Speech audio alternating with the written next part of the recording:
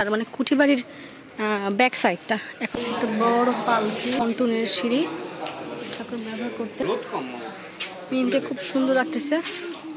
আর এই যে সামনের ভিউ অনেক সুন্দর একটা পেঁচানো সিঁড়ি। আচ্ছা আমরা এখন ঢুকবো আর সাইডে আসতে হচ্ছে এই যে জেলা পরিষদ ডাকবাংলো গীতাঞ্জলি। তো আসো বিসমিল্লাহ ঢুকে যায় রবি ঠাকুরের বাড়িতে। আচ্ছা rest house, library, answer camp, এই হচ্ছে ডান পাশের পোর্শনের ভিউ। অনেক ছোটোবেলায় প্রায় 15 বছর পর আসলাম আমি এক হিসাবে। এই যে এদিকে বাম সাইডে আসতে হচ্ছে রবীন্দ্র মঞ্চ। আর এই যে আশেপাশে সবাই ঘাস কাটতেছে। সুন্দর রাজহাঁস।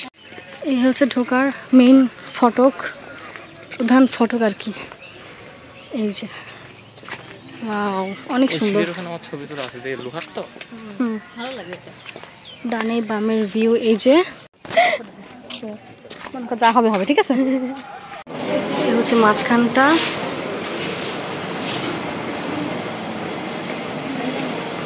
আগে চলে যাচ্ছি উপর সাইডে সিঁড়ি বেয়ে দক্ষিণ দিঘি, মানে রবীন্দ্রনাথের শ্বশুর বাড়িতে গেছিলাম, সেখানেও কিন্তু অনেকটা মানে ইন্টেরিয়র সব কিছু এইরকম দেখতে।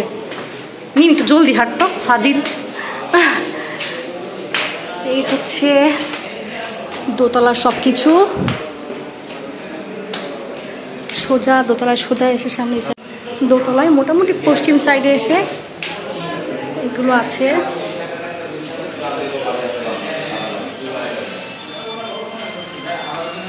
আর সামনে এসে বারান্দাটা, এই যে খোলা বারান্দা।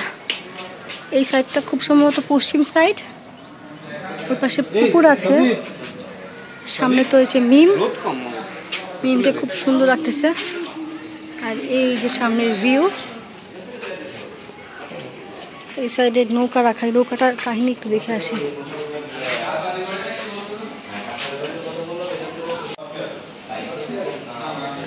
দেখলাম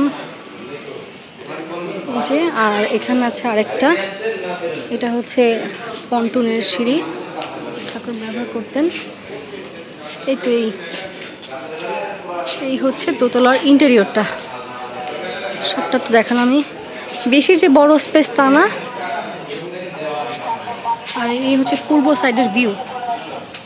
ঘাস কাটা যন্ত্র, আর হচ্ছে মাটি মসৃণ করা যন্ত্র, সবই তো আর এই সাইডে হচ্ছে একটা বড় পালকি, এদিকে আরো পালকি।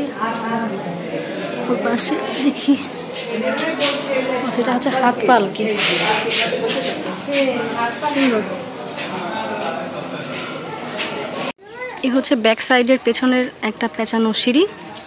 সিঁড়িটাও সুন্দর, মানে মূলত এটা হচ্ছে এই বাসার মানে কুঠি বাড়ির ব্যাক সাইডটা। এখন আমরা যাচ্ছি পশ্চিম সাইডে পুকুর পাড়টা দেখতে, দেখে আসি কেমন।